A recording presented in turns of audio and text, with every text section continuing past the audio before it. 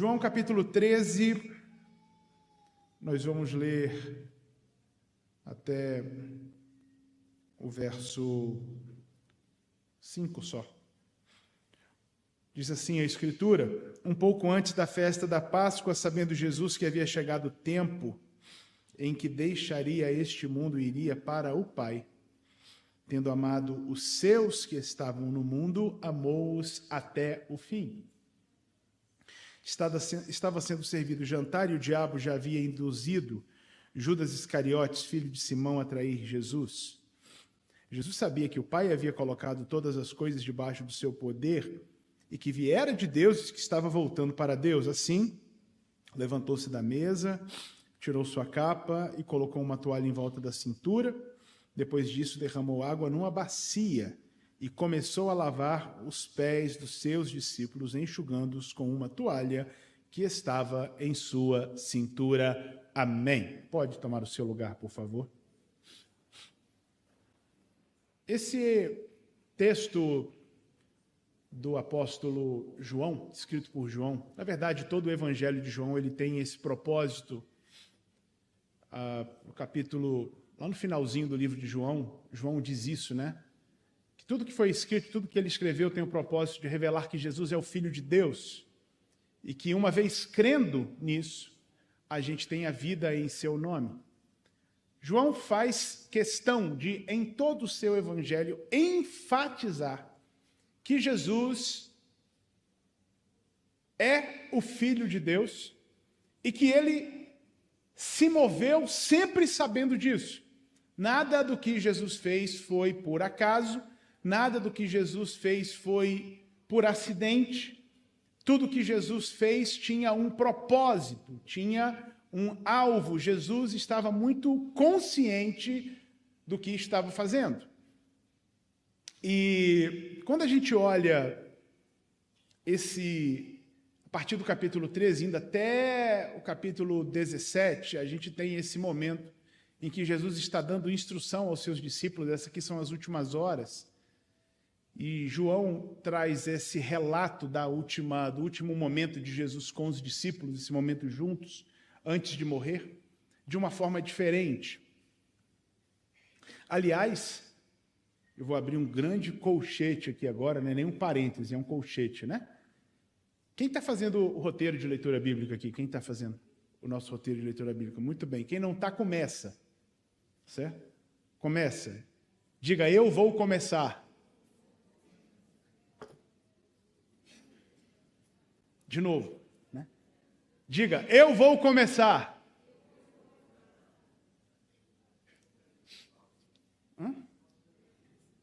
Não, é que, vamos lá, eu vou tentar de outra forma.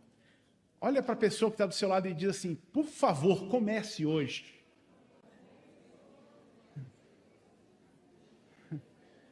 Hoje é um excelente dia para começar, porque hoje nós estamos recomeçando a leitura.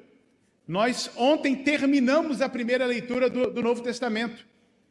Para quem está acompanhando o roteiro, sabe que ontem nós lemos os capítulos 19, 20, 21 e 22 do livro do Apocalipse. Nós encerramos a primeira, por assim dizer, o primeiro ciclo de leitura do Novo Testamento. Hoje a leitura, se não me engano, é Salmo 1, 2 e 3 e Provérbios 1, Salmo 1 e 2, né? 1 e 2, não é 1, 2 e 3, não. Então, hoje é Salmos e Provérbios, mas amanhã a gente começa a ler Mateus de novo, inclusive é a história da conversa da Escritura. Mas nós passamos, né, a gente terminou, como eu disse, ontem, os escritos de João, e na semana passada a gente estava lendo exatamente o Evangelho de João e as cartas de João, enfim. E João sempre se ocupando em mostrar para a gente que Jesus não é uma pessoa que de repente se descobriu numa missão dada por Deus. João nos mostra que Jesus sempre soube o que estava acontecendo, sempre soube daquilo que estava em suas mãos. E no capítulo 13, eu volto aqui, Jesus então tem esse momento que eu pessoalmente gosto demais de passar por ele.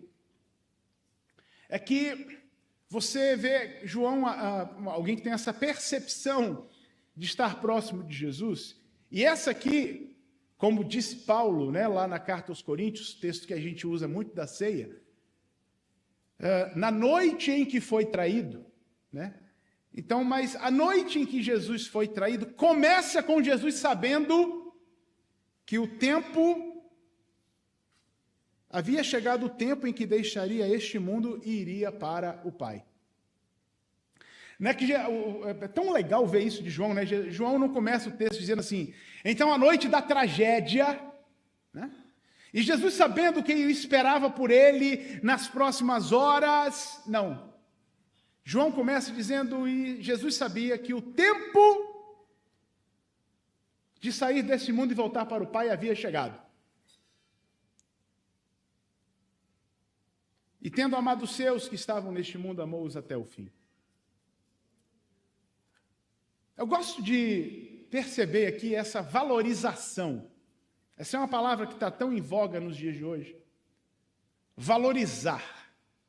Dar valor a alguém. Jesus nos valorizou. Jesus nos amou até o fim. Jesus entendeu que eu e você valíamos a pena. Como isso? Estava pensando a respeito desse texto e Jesus começa nos valorizando a partir de saber quem Ele é. Isso é importante. Jesus entendeu que o tempo em que deixaria este mundo havia chegado e que Ele iria para o Pai. Jesus sabe quem Ele é. E a gente leu aqui em seguida, né? O verso 3, também gosto muito dele, né? Jesus sabia que o Pai havia colocado todas as coisas debaixo do seu poder e que viera de Deus e que estava voltando para Deus. Jesus sabia quem Ele era. Jesus tinha consciência de quem Ele era.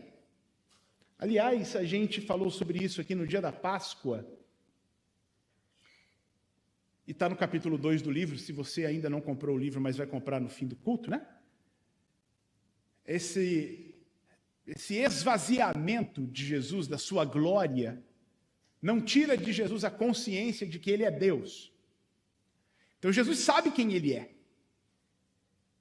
Jesus sabe da sua deidade, inclusive aliás, o Evangelho de João é repleto dessas expressões, o pastor Peniel usou muito delas no capítulo 1 do livro, né, para dizer, Jesus sabe quem Ele é, e o testemunho que Ele dá de si mesmo é sempre de que eu sou um com o Pai, eu sou um ungido de Deus que havia de vir, eu estou aqui falando com vocês, se vocês não acreditam é outra história, mas eu sei quem eu sou. Eu sei quem eu sou. E Jesus é o único que pode dizer isso. Porque todo mundo que dizia, eu sou Deus, morria apedrejado.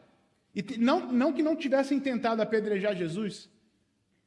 E todas as vezes que tentaram fazer isso, Jesus não deixou, ou quando mandaram gente para apedrejar, não conseguiram, enfim. Jesus sempre muito ciente de quem Ele era. Eu sou Deus, vim de Deus, volto para Deus. Ninguém tira a minha vida, eu dou.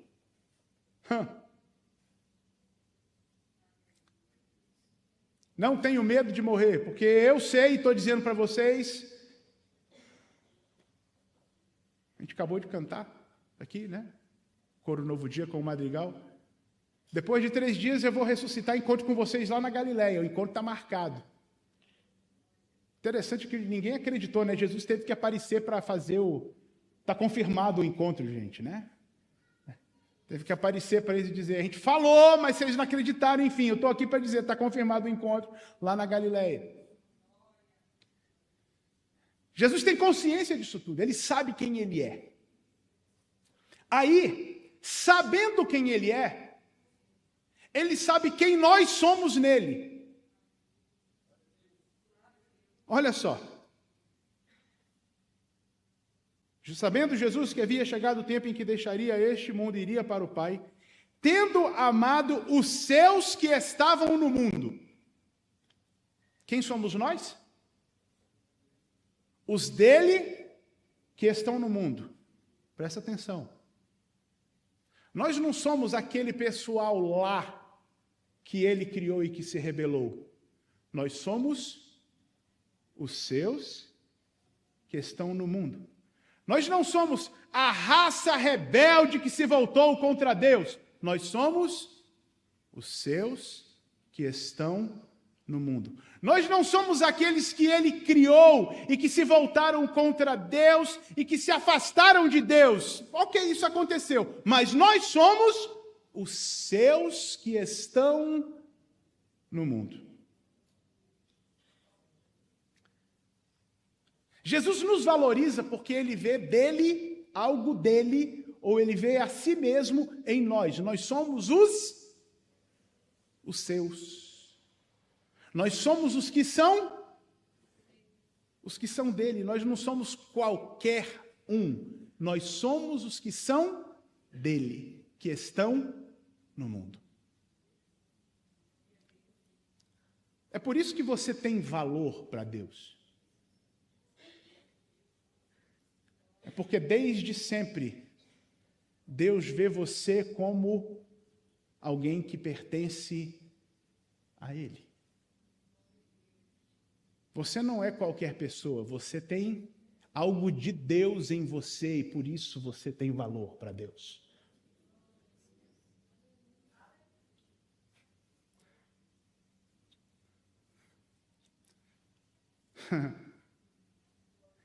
Aí, ele decide nos amar. Até porque parece um ato contínuo, né? Uma coisa leva a outra. Se eu tenho em mim algo de Deus, então Deus me ama. Se você tem em você algo de Deus, da pessoa de Deus,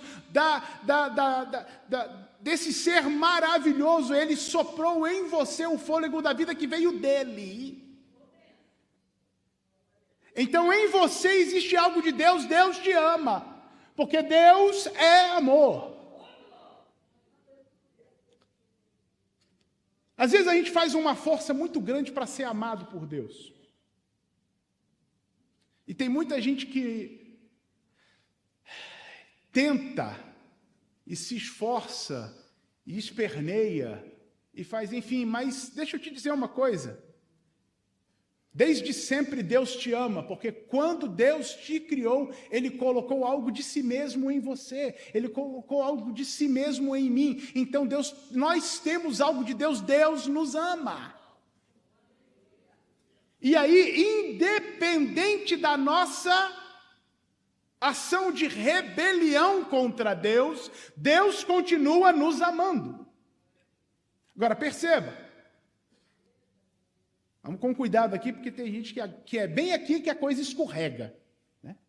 O fato de que Deus me ama, e que Deus ama você desde sempre, com esse amor eterno, na verdade é isso que ele fala por meio do profeta Jeremias, com amor eterno eu te amei, e com benignidade eu te atraí. Sim, você é amado por Deus desde a eternidade. As nossas transgressões fazem separação entre nós e o nosso Deus. O fato de sermos amados por Deus não significa que Deus vai conviver com a gente de qualquer jeito. Então, porque Jesus, sabendo que chegava o seu momento de ir para o Pai, amou os seus que estavam neste mundo e amou-os até o fim. Aí é que está o pulo do gato. É porque aquilo que eu e você fazemos que desagrada a Deus, o próprio Deus criou o caminho para que nós fôssemos reconduzidos a Ele. E aí Jesus foi até o fim. Eu e você temos tanto valor para Deus que Jesus fez a obra completa. Jesus não fez pela metade, Jesus não fez meia boca. Jesus fez a obra completa. Porque você tem valor para Deus. Não é que eu e você sejamos dignos. Cuidado que isso aqui é outra coisa. Não é que você é digno, mas é que você é amado.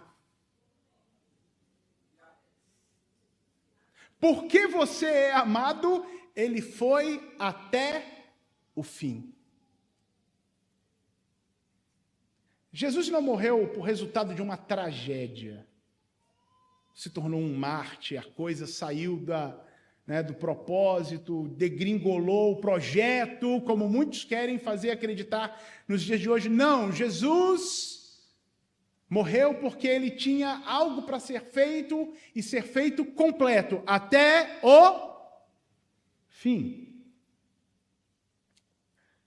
Somos valorizados diante de Deus desse tanto. Jesus poderia ter virado as costas para nós, no sentido de dizer: eu vou lá e vou ensinar um bocado de coisa para esse pessoal para ver se eles progridem. Mas morrer não. Mas a questão é que para a gente estar de volta com Deus, o santo tinha que morrer por nós. E eu gosto muito dessa frase do pastor Timothy Keller.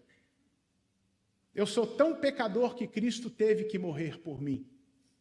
Mas eu sou tão amado que ele teve prazer em fazer isso. Essa é a beleza do ir até o fim.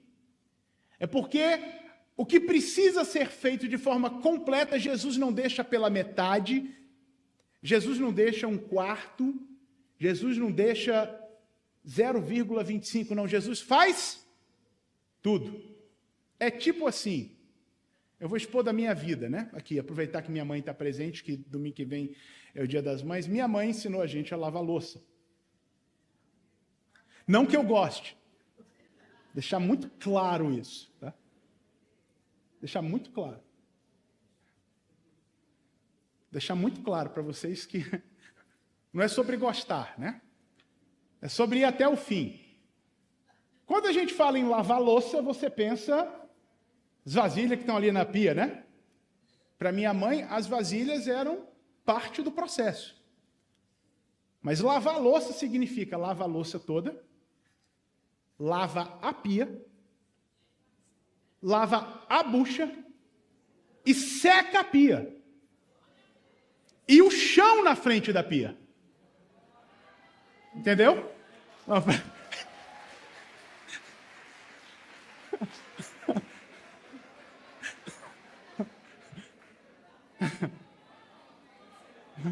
Alguém vai ficar com muita raiva de mim hoje, por favor, né?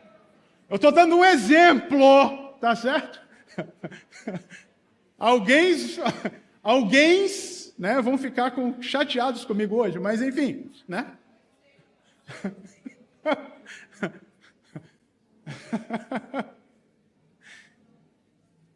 Quando Jesus fez a obra que fez por nós, a obra completa, ir até o fim, significava levar sobre si toda a nossa culpa e morrer de forma sacrificial. E veja bem, não adiantava, vamos dizer assim, Jesus morrer reclamando. Porque se ele morre reclamando, achando ruim, o sacrifício é inválido. Então ele, como um cordeiro mudo, não abriu a sua boca. Se Jesus só vai para a cruz e se finge de morto, a obra não está completa, então ele morre de verdade. Se Jesus vai para a cruz e vai com o coração rancoroso do que está acontecendo, a obra é inválida. Então ele perdoa os seus ofensores e inclusive salva um malfeitor.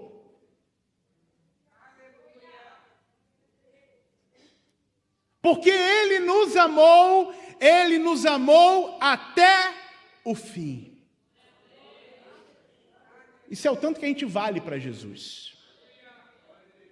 Ele sabe quem ele é, ele se vê em nós e nos ama, e faz tudo o que precisa ser feito para nos ter com ele por toda a eternidade. Quem diz amém?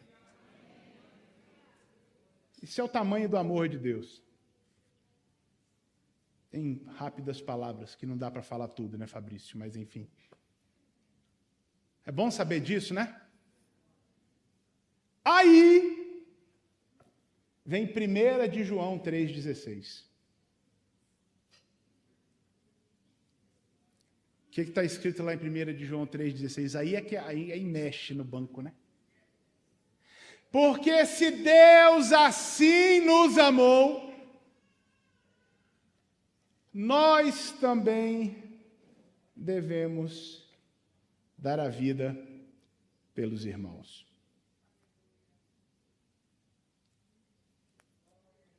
Se você foi valorizado por Deus desse tanto, se nós recebemos tamanho valor da parte de Deus, nós devemos valorizar os nossos irmãos de igual forma. E aí, você precisa saber quem você é.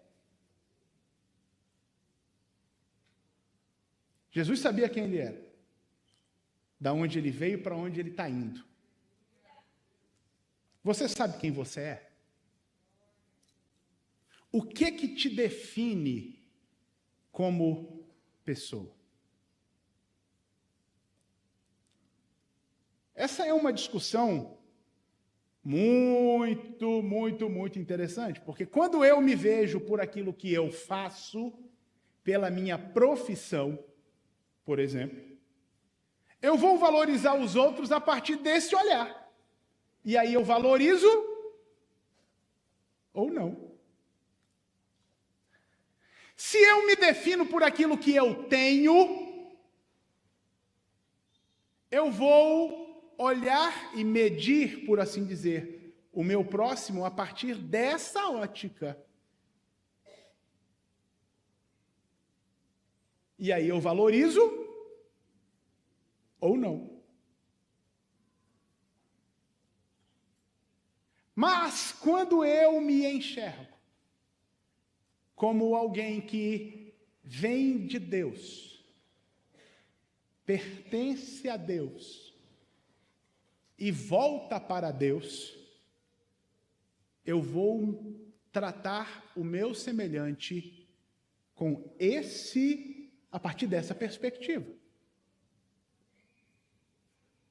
E aí, eu vou querer encontrar no outro aquilo que ele tem de mim. Em quem? Em todo mundo. A gente só valoriza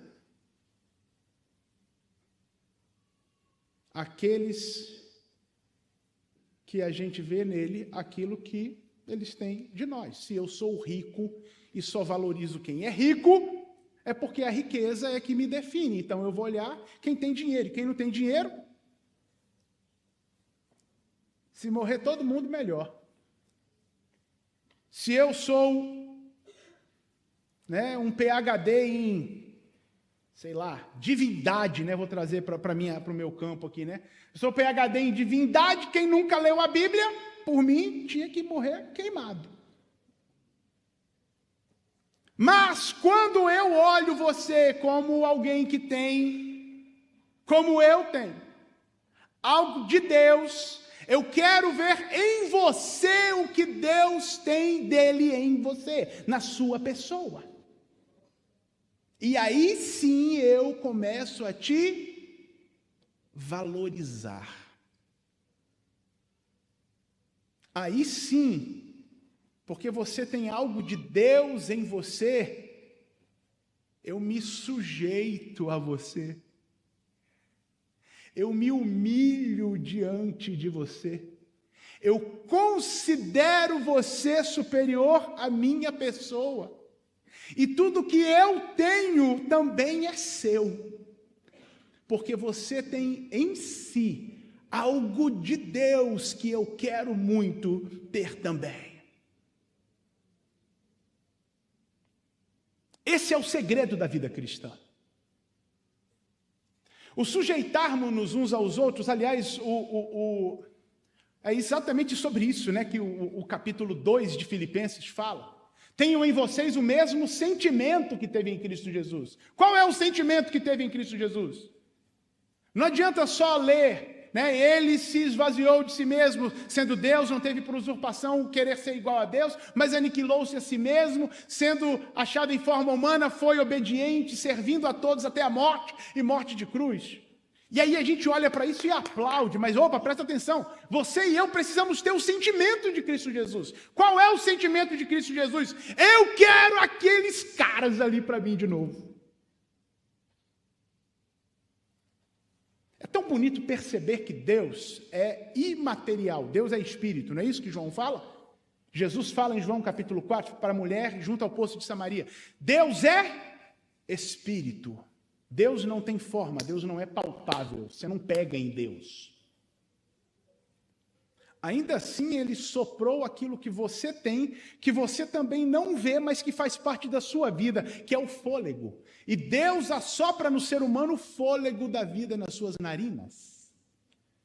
E aí o ser humano é alma vivente porque tem algo de Deus em si.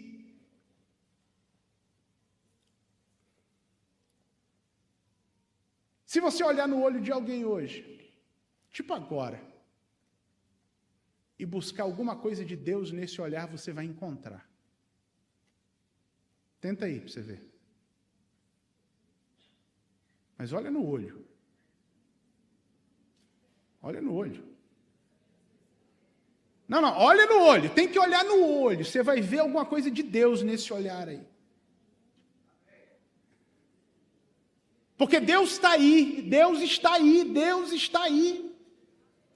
Deus está aí. Deus está aí. E aí, porque você vê Deus no outro, você também vai até o fim.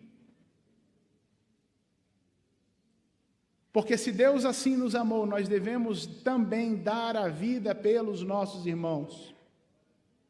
Mas você só faz por aqueles que você valoriza desse tanto.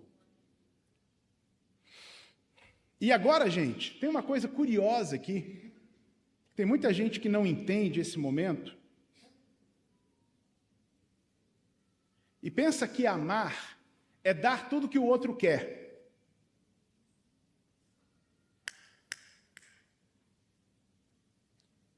Teve gente que achou que Jesus ia fazer isso. Que Jesus ia dar tudo que ele queria.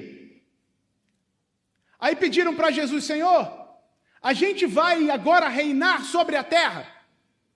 Me coloca à direita e meu irmão à esquerda. E Jesus diz: não. Mas, Senhor, agora que o Senhor está por aqui, a gente podia ter pão multiplicado aqui todo dia. E Jesus diz: não. Senhor, já que o Senhor está por aqui, e já que o Senhor nos ama tanto, o Senhor podia curar todos os enfermos. E Jesus diz: não. Porque amar o outro até o fim não é dar para o outro tudo o que ele quer. O que eu disse?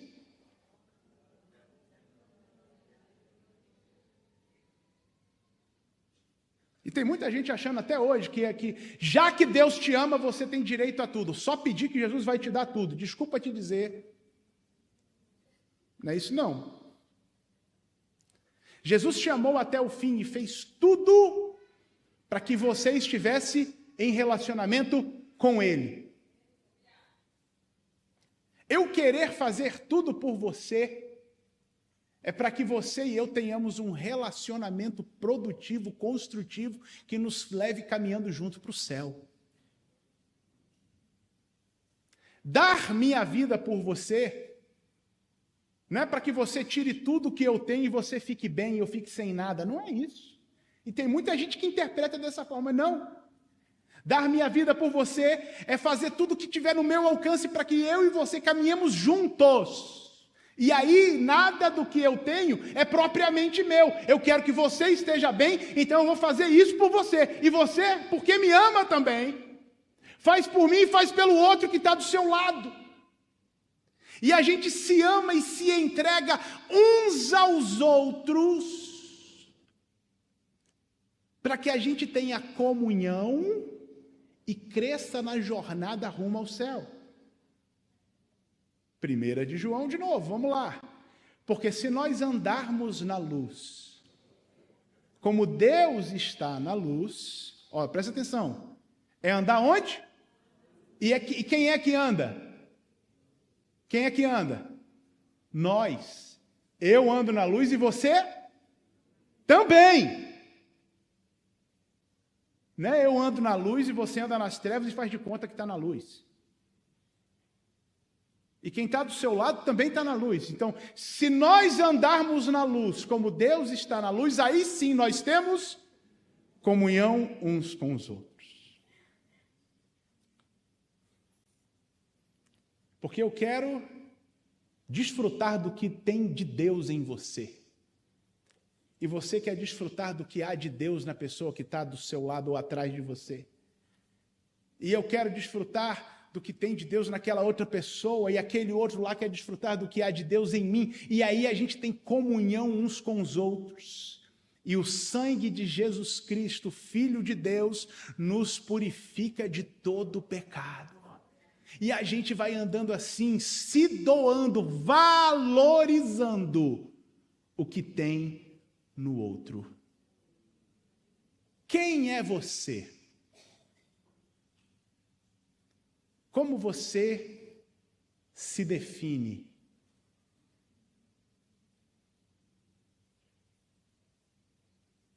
Como você vê a pessoa que está do seu lado? Talvez a que esteja do seu lado, como você convive com ela, você a tenha no melhor conceito do que tem quem está 2 bancos na sua frente. Como é que você define a pessoa que está 2 bancos à sua frente ou 2 bancos atrás de você? Quanto você está disposto ou disposta a ir para fazer com que essa pessoa tenha comunhão com você e nós todos com Deus? Essa é a pergunta. Amém. E é assim que a gente participa da ceia. Será que a gente pode fazer uma oração? Ora comigo assim: Senhor, dá-nos condições de enxergarmos uns nos outros aquilo que o Senhor tem em nós, aquilo que do Senhor nós temos em nós. Inspira-nos a sermos inspira-nos a nos valorizarmos, inspira-nos a prosseguir juntos em Ti. Ajuda-nos a nos ajudarmos, para a glória do nome de Jesus. Para a glória do nome de Jesus.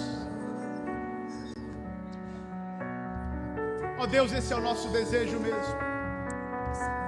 Que a gente perceba, que a gente se veja como verdadeiros filhos Teus, representantes Teus. Que a gente transmita ao mundo a Tua pessoa. que a gente se veja e se apresente como os verdadeiros filhos de Deus, para que a criação veja a manifestação dos filhos de Deus. Que haja valorização entre nós, que haja humildade entre nós, que haja entrega entre nós, e que a gente viva isso inspirados na bendita pessoa do Senhor Jesus. Somos gratos pelo seu grande amor, que nos amou até o fim. Queremos ir até o fim, valorizando o irmão para a glória do teu nome. Ao tomarmos a ceia, Senhor, a gente viva isso, a gente perceba isso, a gente se abrace nisso, que a gente veja o teu grande amor. Glória ao teu nome, glória ao teu nome, glória ao teu nome. Amém, amém e glória a Deus. Quem diz glória a Deus?